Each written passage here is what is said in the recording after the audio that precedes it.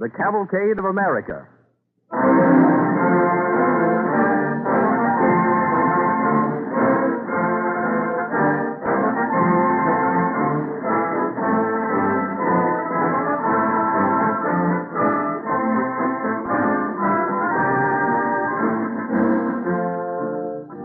Many listeners have written letters of approval on the Cavalcade of America, presented by DuPont. FPK of Chicago writes, "Such splendid work in behalf of American education is most commendable. We look forward to more programs of such sterling character." End of quotation. And from Baltimore comes this word from Mr. H. M. "Last night, I had the pleasure of listening to the Cavalcade of America. This program reaches a new high in dignified, interesting entertainment." End of quotation. Perhaps the most adequate way of expressing DuPont's appreciation for such letters is to say that we are sincerely trying to produce a high type of radio entertainment. We should appreciate your comments, because that's the only way we have of knowing whether we are pleasing you and your family. Address your letter or postcard to DuPont, Wilmington, Delaware, or to your radio station.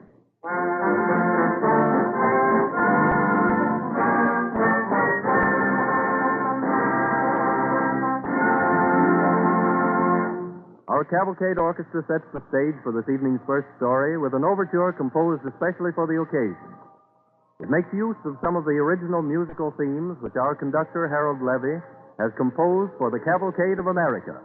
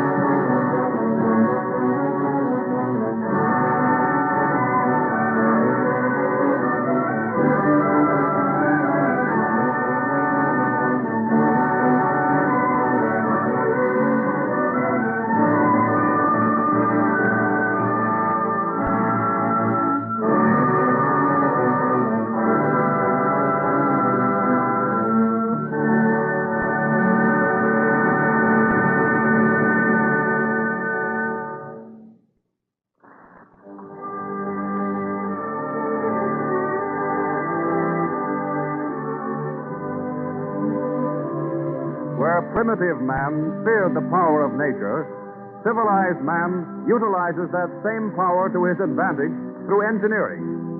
In our own country, more than any other, nature has been harnessed to improve our living conditions.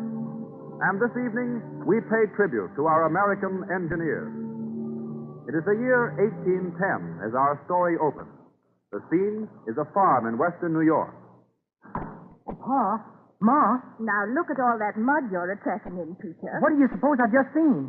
Beyond the clearing, surveyors, a whole gang of them, with rods and lines and levelers, they called them, I think. Oh, what are surveyors doing on our land? You'll never guess, Pa, not in 1,000 years. They're marking out a route for a canal. What? A canal? It's going to connect Lake Erie with the Hudson River. What are you laughing at, Pa? Do you know where Lake Erie is, son? Well, sure I do. It's at the western end of New York State. And the Hudson is at the opposite end. And between them... There's going to be a canal. The longest canal in the world. Well, that's what the man in charge told me. Well, when you get to be my age, Peter, you'll know enough to take these stories with a grain of salt. If you don't believe it, you can ask him yourself, because he's on his way over here to see you. Said he wanted to talk to you. Well, that's why I run on ahead to let you know. Oh, there he is now. Goodness, my floor all cracked up. Looking like it hadn't been scrubbed in a week. Come in, mister. Thank you. Oh, this is the gentleman I was talking to, Father. Yeah. How to do, sir? I'm Charles Broadhead. Glad to meet you. I'm in charge of a survey. Peter told us. Is it really true that they're going to build a canal through here? Well, they hope to. There, what to tell you.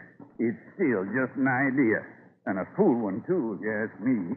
Robert Fulton doesn't think it's a fool idea, or DeWitt Clinton, or Gouverneur Morris.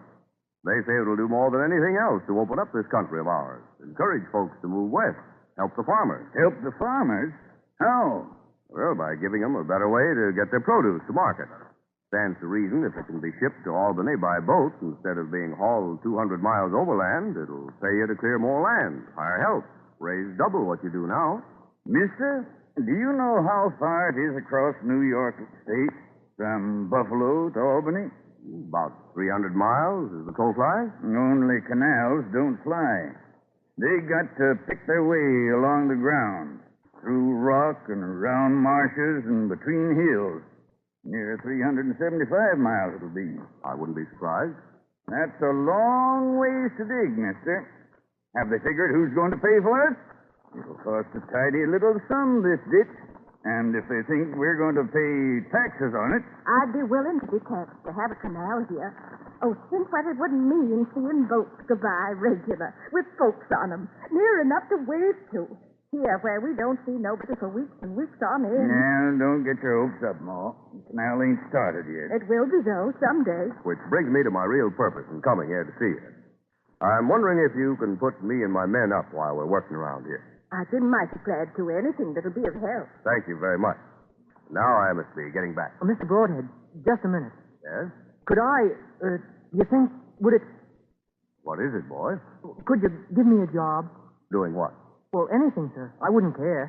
Just so long as it was something. I've got some college boys working for me, holding markers for the experience they get. They don't get paid anything. Oh, I wouldn't expect to be paid. I just want to help. Well, I'll be glad to take you on this. Thank you, sir. Holding markers at nothing a week. Well, it's something just the same. A part in helping to build a canal.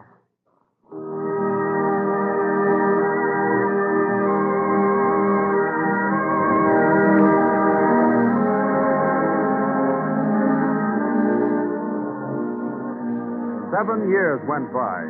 7 years of battling against argument and opposition and ridicule. But those with the vision carried on.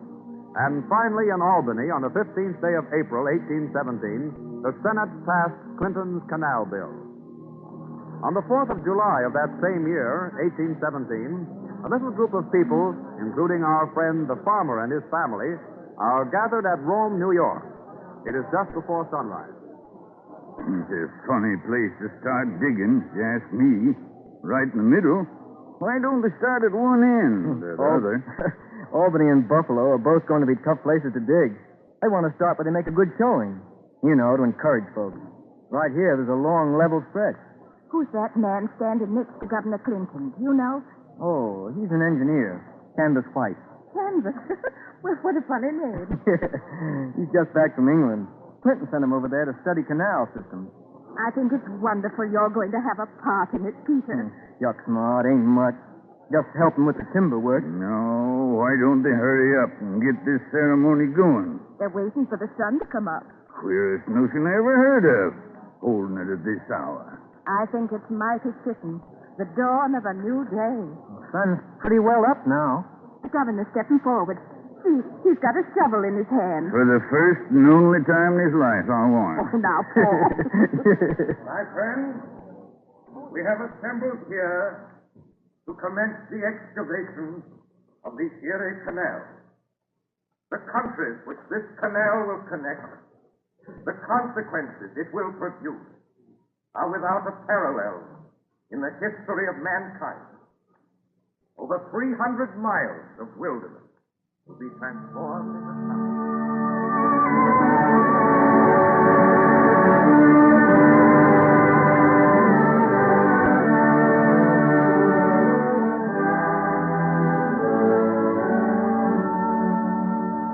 Years went by. 8 years of heartbreaking, back-breaking work, of problems and obstacles, woods to be cleared, rock to be drilled through, swamps where the muck ran back as fast as it was shoveled out, where crew after crew of men were laid low with chills and fever.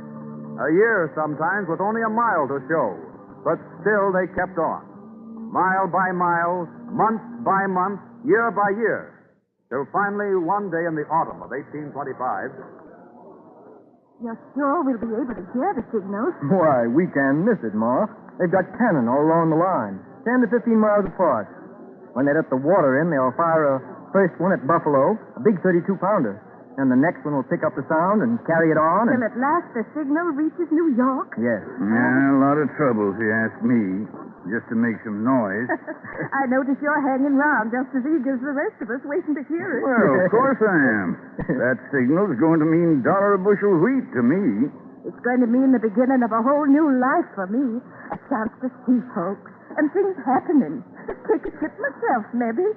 When will the water reach here, do you suppose, Peter? Erie water, I mean. Very soon now. The water of Lake Erie flowing to the Hudson. Think of it.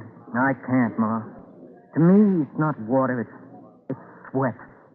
The sweat of the poor fellows who have dug this canal, who've pulled stumps and pushed barrows and wrestled with rocks, who've shook with chills and fever. It's sweat and blood. The lifeblood of the men who planned it and carried it through. Hark. That's it. There's it again. It's finished. The Erie Canal is ready.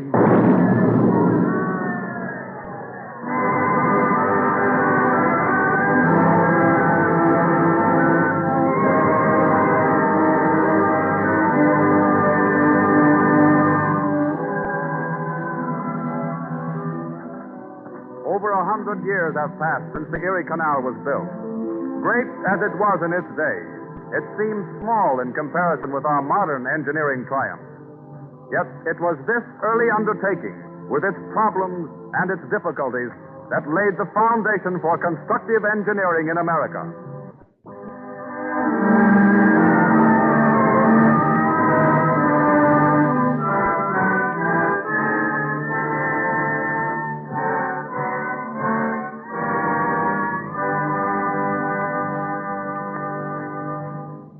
Our second story in DuPont's Cavalcade of America this evening begins in 1920. That was the year when everyone started humming the songs from Jerome Kern's new musical play, Sally, in which Marilyn Miller played her first big star part. Our Cavalcade Orchestra takes us back to 1920 with melodies from Sally.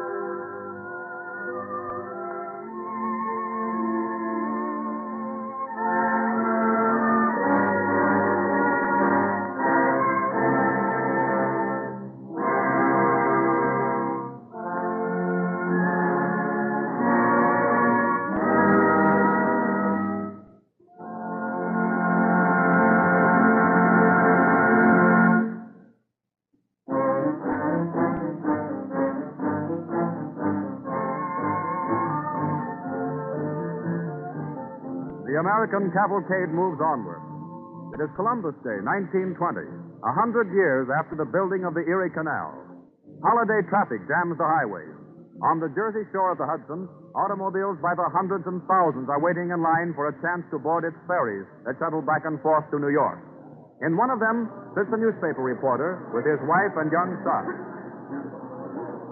Oh, dear. This is the worst of going anywhere on a holiday. There's still about a mile of cars ahead of us, and it gets worse every year, too. And will for a few more years. Then there'll be no more of this waiting in line for ferries. You mean we'll fly across the river? No, dear. He means we'll stay at home. Wrong, both of you. We'll drive right under the river. Under it? Gee. But, Bob, what in the world are you talking about? The new vehicular tunnel. They've started work on it today. What's a vehicular tunnel, Dad? A tunnel for all kinds of vehicles, Johnny. Automobiles and trucks. This will be the largest tunnel of its kind in the world. Oh, but, Bob... When it's finished, folks will be able to drive from Jersey City to downtown New York in just a few minutes. But how are they ever going to build a tunnel like that, Dad? Don't ask me, Johnny. I'm not an engineer. I'm only a newspaper reporter. You could get a pass then, couldn't you? Get down and watch them while they're building it. Oh, sure, I suppose I And could. take me with you? Well, maybe. When? It'll be a long time before there's anything to see. But when there is something to see... Oh, the line's moving, dear. Yeah, at last. Let's hope we get aboard the ferry soon. Oh.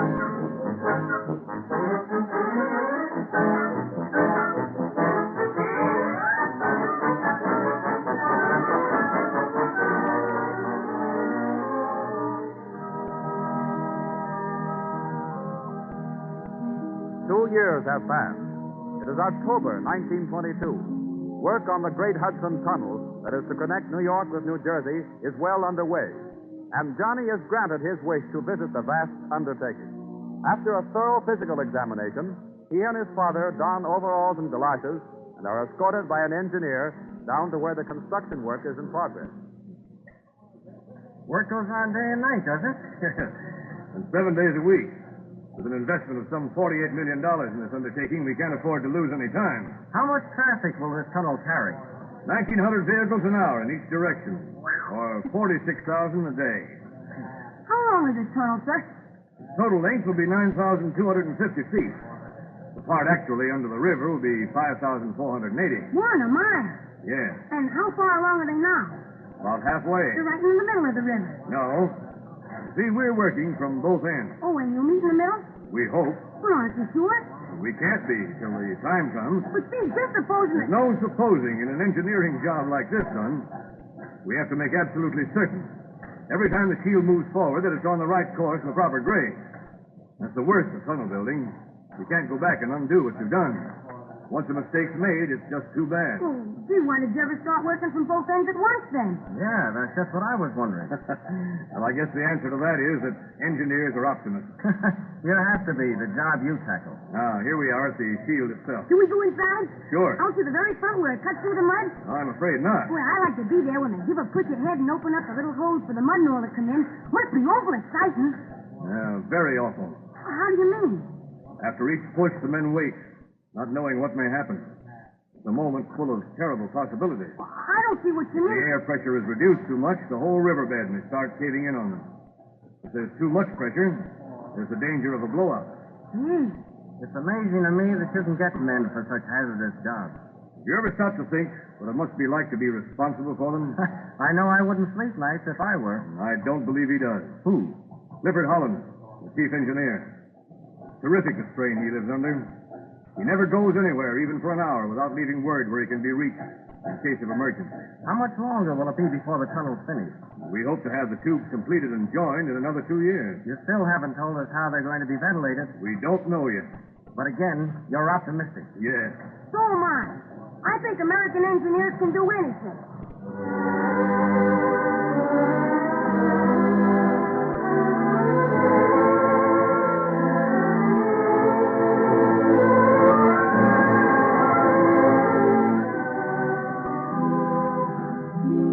Foot by foot, thrust by thrust, the great steel shields bored and burrowed their way through the darkness and dangers of the under-river world to make a passageway for human beings.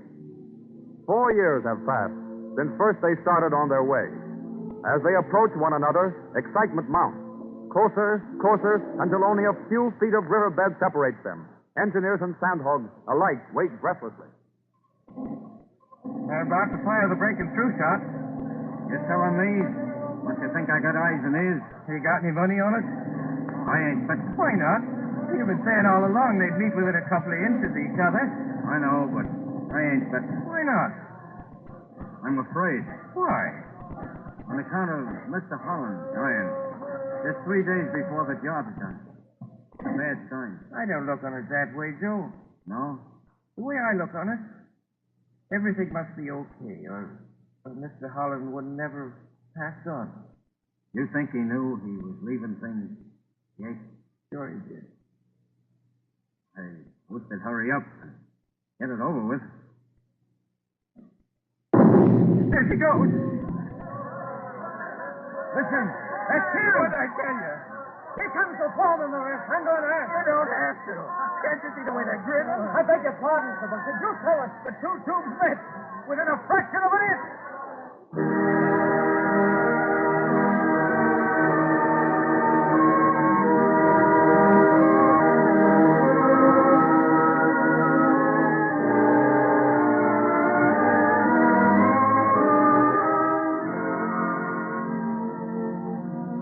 3 more years pass. It is the 12th day of November, 1927, and the tunnel is ready to be opened. A great, shining white highway, ingeniously lighted, miraculously ventilated, connecting New York and New Jersey beneath the waters of the mighty Hudson. The ceremony is attended by thousands of people, by an imposing list of notables, by the governors of both states. Governor Moore of New Jersey is speaking. Even to those who are unfamiliar with the many grave difficulties encountered in the course of construction, the tunnel stands out as an engineering achievement of the highest order. Much could be said of the eminent engineer in whose memory and honor the tunnel is named, his successor, who also died while the task was still underway. Let us pay tribute today to the memories of Clifford Milburn Holland and Milton H. Freeman, as well as to the skill of Ole Singstad, who completed the task they started.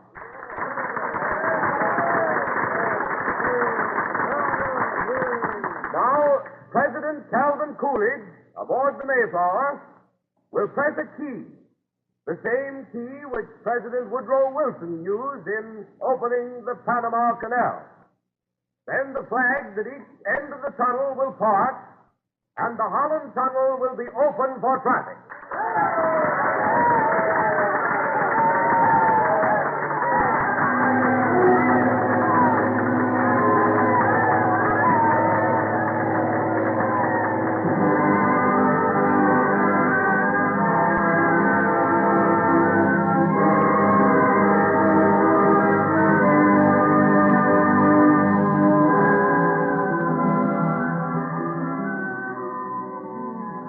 What heights will these builders reach? No longer does nature stand in the way of man's progress. We fling bridges across rivers and harbors, bore tunnels through mountains, harness wild streams, divide continents, and seize the very lightning from the sky. Our engineers take their places among the leaders of the world as they march onward in the Cavalcade of America. No description of the ways in which man defies nature would be complete without mention of the tools he has used.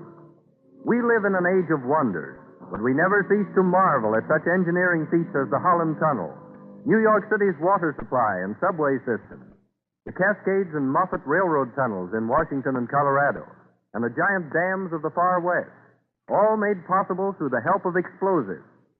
Think how much we owe to the chemists who discovered this useful energy and taught us how to put it to work. I wonder how many of our listeners realize that the discovery of dynamite is relatively recent. It didn't make its appearance until 1867, and much of the credit for America's great industrial expansion since that time must be attributed to this method of overcoming the obstacles of nature. Dynamite made it possible to construct railroads over and through mountains and to clean out channels in rivers and harbors. It's responsible for the large-scale mining of nearly all the coal we use and of the many metals so important to countless industries. Smooth roads, great irrigation projects, the draining of mosquito-breeding swamps, forest fire prevention through the clearing of fire lanes, and water power development, all are possible through the aid of dynamite. DuPont chemists have made many improvements in industrial explosives and have developed entirely new ones. All of these advances have contributed to improved quality, greater economy, and increased safety. One interesting product recently created by DuPont chemists is called nitramon. This new blasting agent cannot be exploded by influences that will readily set off dynamite. Nitramon is therefore far safer than anything previously used for the same purposes. In spite of its unusual safety, nitramon is extremely powerful and economical to use. Such a development in safety is a good illustration of the purpose of DuPont's chemical research. Better things for better living through chemistry.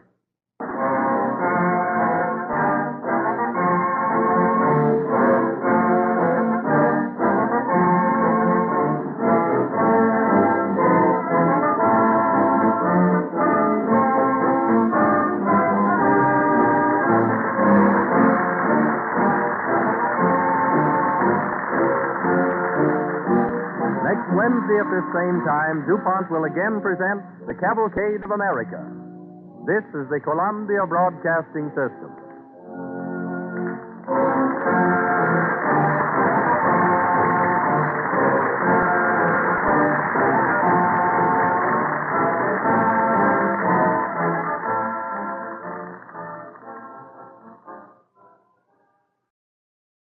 WABC, New York.